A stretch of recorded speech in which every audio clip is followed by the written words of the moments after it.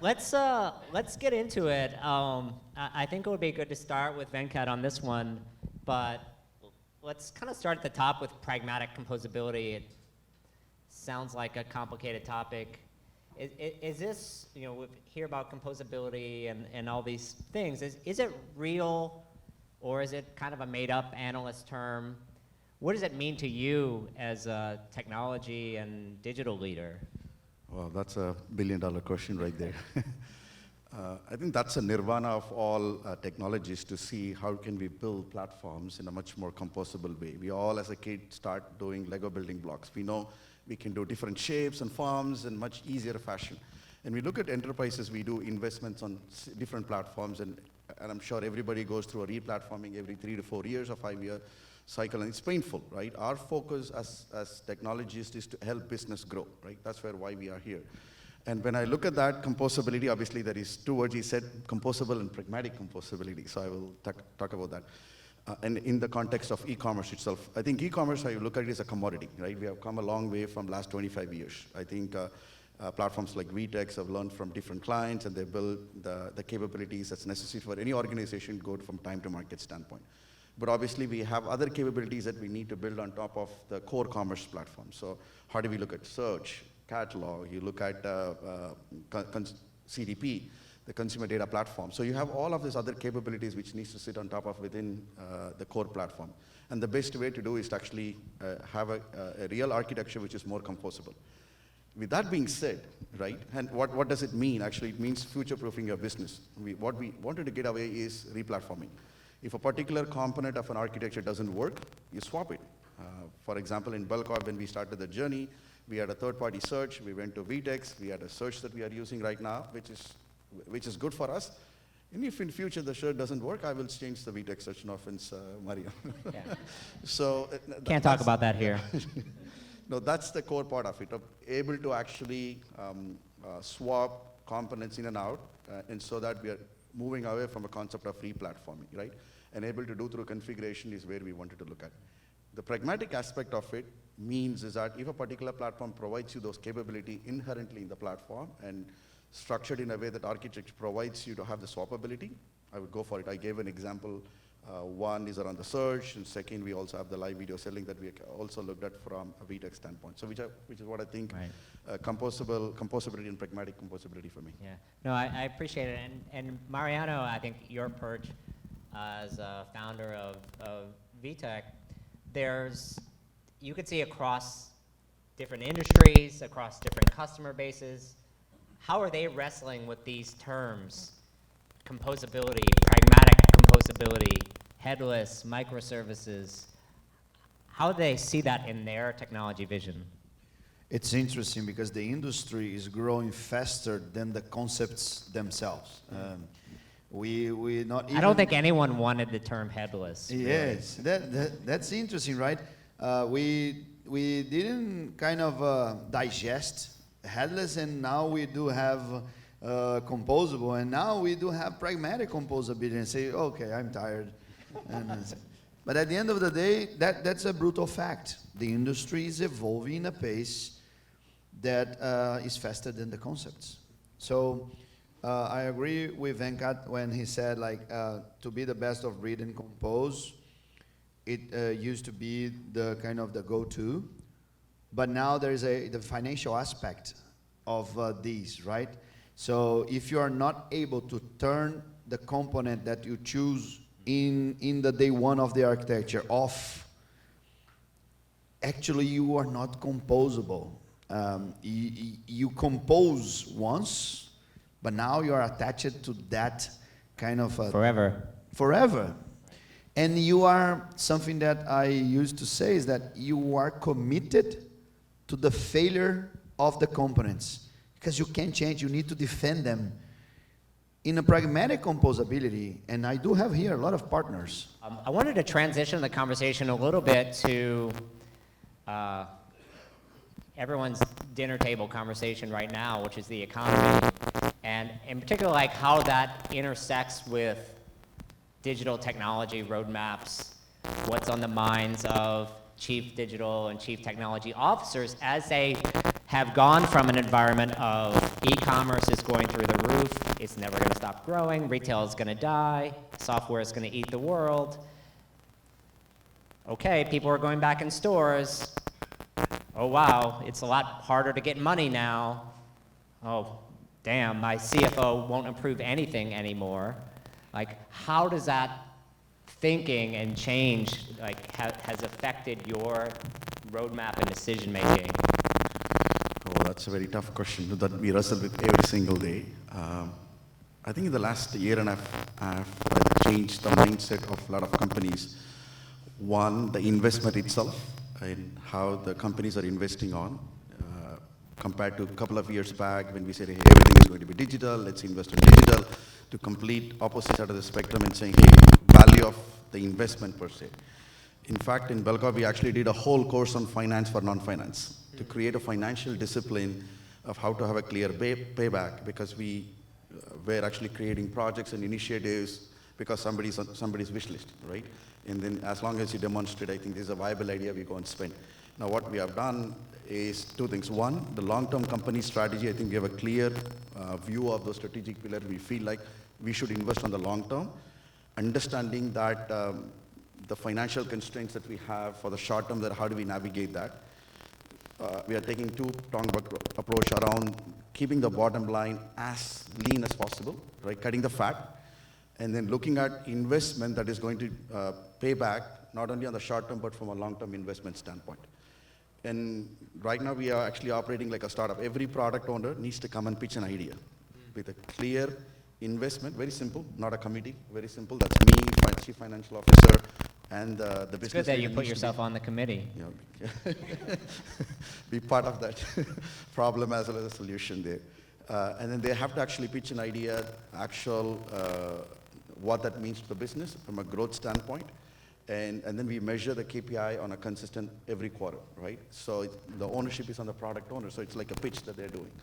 And it has worked out well in the last year or so. We continue to fine-tune that. But I think I've been asked last year, for example, by the board to look at, hey, where are you spending your money on? Yeah. What is the return of investment on that? Yeah. How do you look at those? So I have to kind of bucket that into different categories. We have to cut some licenses, the truth be told, and we have to optimize certain licenses. It's been an interesting 1 year, because that tells us that I think we have not been financially disciplined as an individual, as a profession, because when the money is there, we spend it, right? Having that financial discipline is a very important aspect. And then focusing on long-term as much as the short-term gains is very, very critical. That's a fine balance. Yeah, you used a word there that I'll pull out, which is discipline. And I think that really cuts across a lot of the conversations you're talking about. First of all, you're talking about cutting, which cutting is happening everywhere, whether it's people, processes, software platforms. You know, if you talk to any procurement team, they're always looking to consolidate vendors. That's the job description, I think. But you're not just cutting. Like, you are making strategic investments, and you're training your business leaders differently. How are you seeing it, Mariano? Something that I like in his company, and people might not be aware, like, oh, Belcorp, it's a more than $1 billion revenue company, and high margin, like, incredible. And the thing that I saw there is that technology is not a problem solver. Technology inside Belcorp is a problem creator. They create... Hold on. You're saying technology creates problems? Yes, unknowns. That's a more polite way to put it. Venkat come to us and say, what other channels that we are not exploring today that VTEX have out of the box with partners that we can try it? It is not the CMO or business, it is the IT bringing the responsibility to bring solutions to be tested. And used to be in the opposite way. No? Normally the business comes to IT and say, I need that, I need that. And with this new approach where new projects can be deployed in days, not in months or years, you invert the cycle of creation.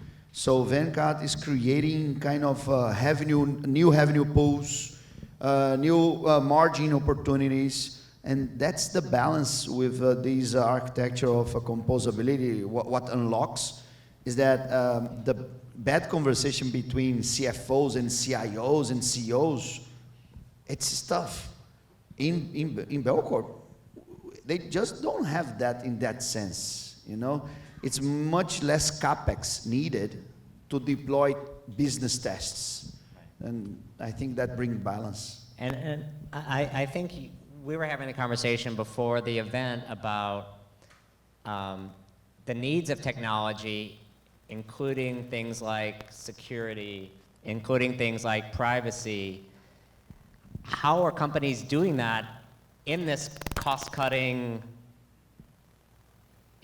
smart investment, whatever you want to call it, environment? Yeah, I believe after the Ukrainian war, and let's call the God effect, because we have COVID, we have Ukrainian war, and we have high interest. That's a shock that the world was not prepared. I believe after we go over the hangover, security and privacy will pop like the main thing. We saw California putting a new law. We saw Virginia putting a new law. I foresee the next 3-4 years, all the states in the United States will have their own regulation, and then federal will need to jump in and do a federal regulation. And that will bring the privacy and security kind of game to other level. For example, there is one regulation today, that's the PCI. And best of breed, normally you are not PCI because you are a single instance and you integrate with a single kind of payment, and you trust the token of the payment to be your secure key. But that's pretty tricky, Ricky, because if you trust the token to other one, actually you attach yourself to the other one forever. And that's not composable. So It's very hard to switch that vendor. security will drive decisions. We have here Jason, CIO of Motorola. Where are you? So Jason is here. Tell me if I'm wrong, but 50% of the things that we speak is related to security and privacy. Stability, security, and privacy. Because the rest is the rest. So No, it's great. I think these are great thoughts because you're talking about like these big architectural decisions, and you have to think about them up front in a quote unquote re-platform. But then like re-platform committees go off track. They create these spreadsheets of checklists of things that everyone must have. Everyone contributes a feature to the pot, their pet feature that has to be in the re-platform. Marketing contributes some, merchandising and technology, and everyone.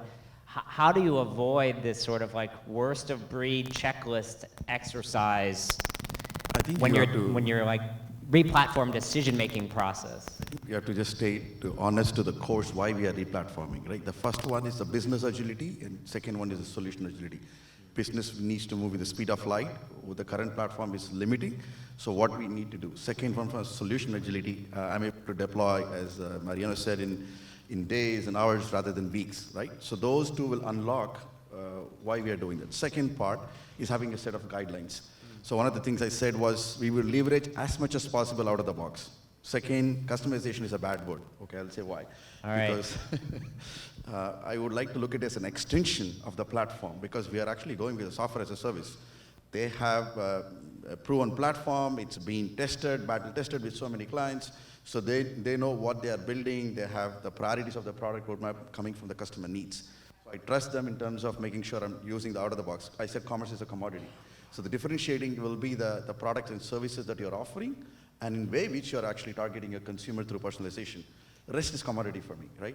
And the second part is when you port over from a re-platform, port only the feature that's adding value. Because you would have added over a period of a legacy platform, 5, 9, 10 years, a lot of features, right? And if you really look at the analytics of the usage of the features and the value of the features, I'm sure it's only 30, 40%, right? So simplify. Simplify what the features that you wanted to port. And be very clear about the financial discipline, right? Because whenever you do a replatform, you're writing off. If it's a CapEx investment, there is an amortification. So we need to be very financially disciplined. It's not the technology. At the end of the day, we are working for a company. We need to be adding value to it. Yeah. I'm hearing a lot of good things in here. Number one is making sure the entire team is aligned around why you're doing the replatform at all. I see this as a huge issue in a lot of companies because I think each department has their own why and their own idea, and they want their priority at the top. And I think who's the executive sponsor? Is the CEO involved or not? Is the CFO involved or not? And can that help with another thing you talked about, which is sequencing? What should we do first? What should we leave alone? Because it's running. I guarantee when we talk about Motorola or anywhere, can I talk about AS400s? Did anyone know still have things running on AS400s for like 20, 30 years? Like these machines, like it's software, like the code does not rot. It will keep running for another couple of years while you work on your business critical projects that will then fund further transformation. And so I'm sure I would love to hear your thoughts on these topics as well, Mariano. It's the cycle of innovation. There is this discussion if retailers and brand and distributors should innovate inside their core areas or aside of their core areas, right? And there is no like bulletproof. But the point is, 2 years ago, we were in a building economy. Every C-level can come to the CEO and ask for CapEx, and if it is a really good slide, done. One good slide. Just one slide. Now, if you want to go for CapEx, it's better that you have at least 100 slides, plus 200 sheets, plus a lot of documentation, and put your reputation in risk because it's different. And at the end of the day, this world is going to be the world we're going to live for the next 5-10 years. So innovation right now needs to be something that you can do without CapEx.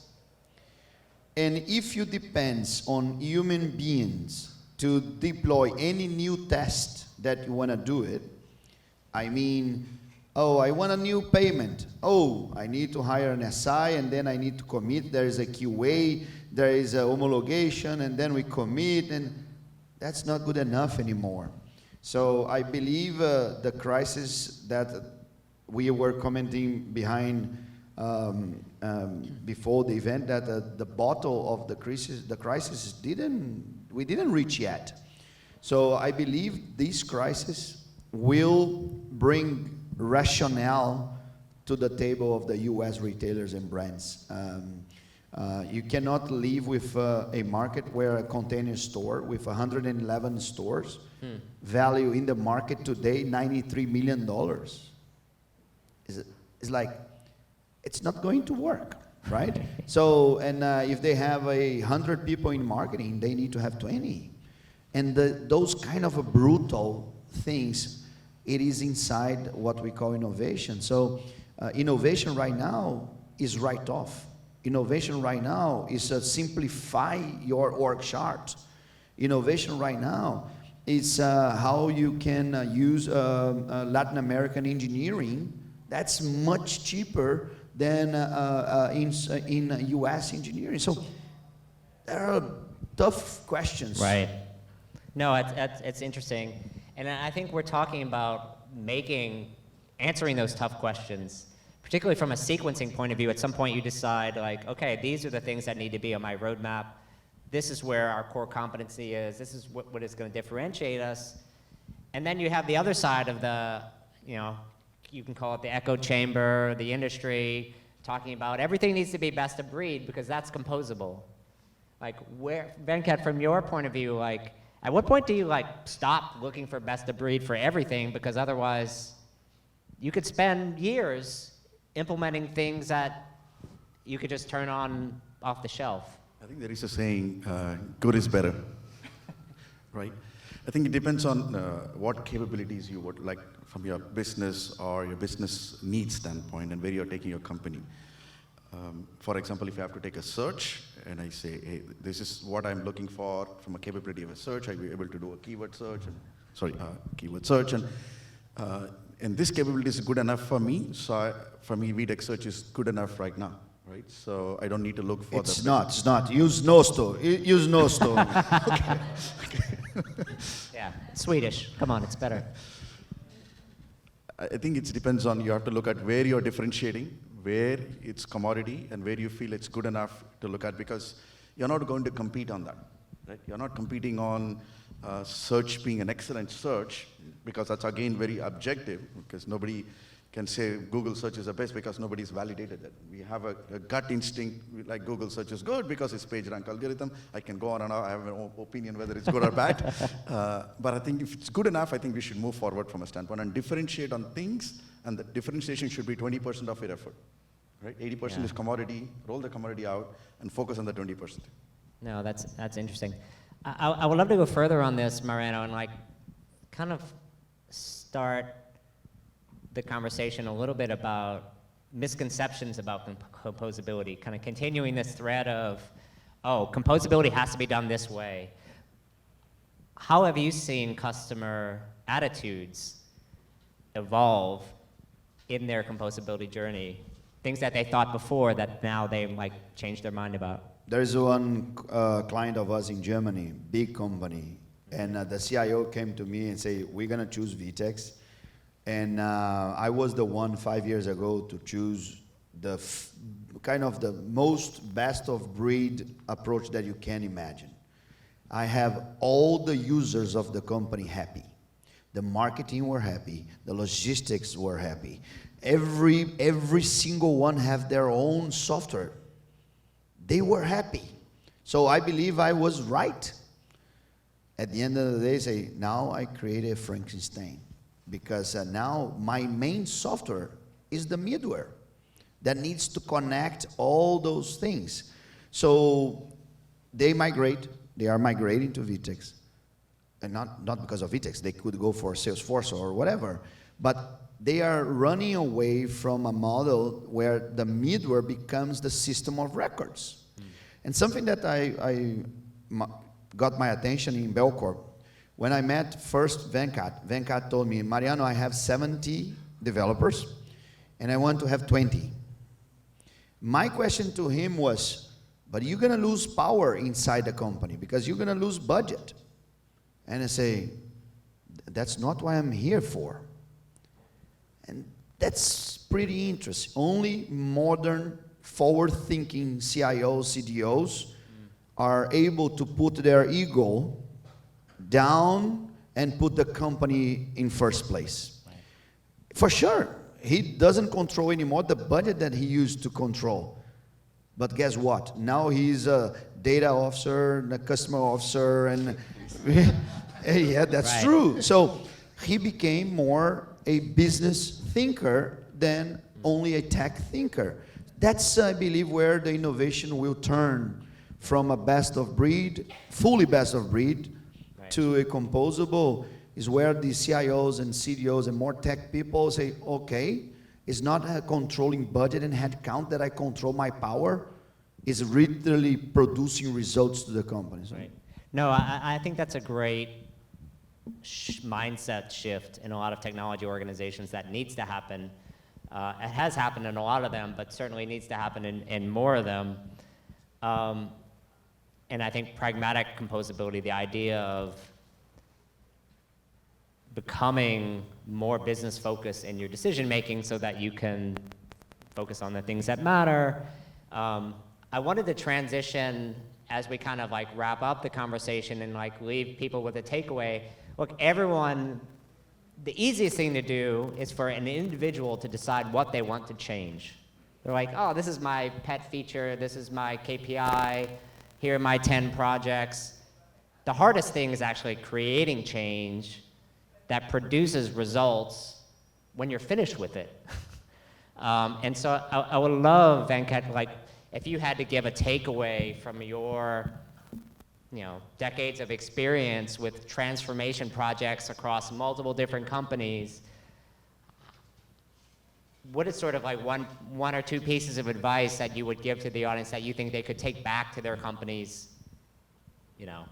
tomorrow, as they navigate what are tricky conversations and difficult fundraising considerations? Okay, I will, not as an advice, but kind of a suggestion. Yeah.